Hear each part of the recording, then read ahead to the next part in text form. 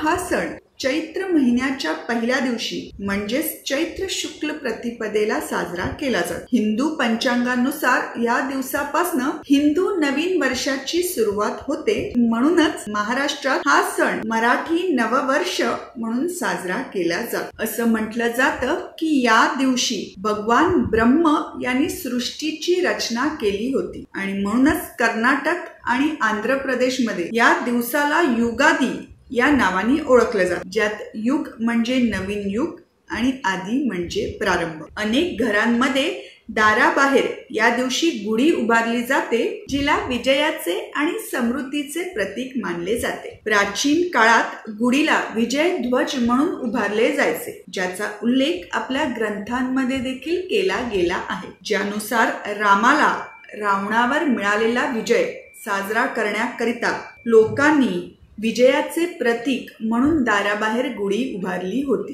तसंच पुढे ऐतिहासिक काळात शिवाजी महाराजांना मुघल साम्राज्यावर मिळालेला विजय आणि पुढे हिंदू साम्राज्याची स्थापना या काळात लोक आपला आनंद दाराबाहेर ब्रह्मध्वज म्हणजेच गुढी उभारून करत असत। आपल्या प्राचीन ग्रंथात ह्या आणि अशा अनेक विजय कथा सांगितल्या गेल्या आहेत, ज्या दरम्यान आपला विजय आनंद साजरा करण्याकरिता लोक दाराबाहेर गुढी उभारत असत। मित्रांनो, विजय ध्वज या संकल्पनेबरोबरच दाराबाहेर गुढी उभारल्याने वाईट शक्ती दूर होऊन घरात सुख आणि समृद्धी नांदते असं म्हटलं जातं। तर कसा वाटला हा व्हिडिओ मला जरूर कळवा। आवडला असेल तर जरूर शेअर आणि लाईक करा। चॅनल सबस्क्राईब केलं नसेल तर जरूर सबस्क्राईब करा।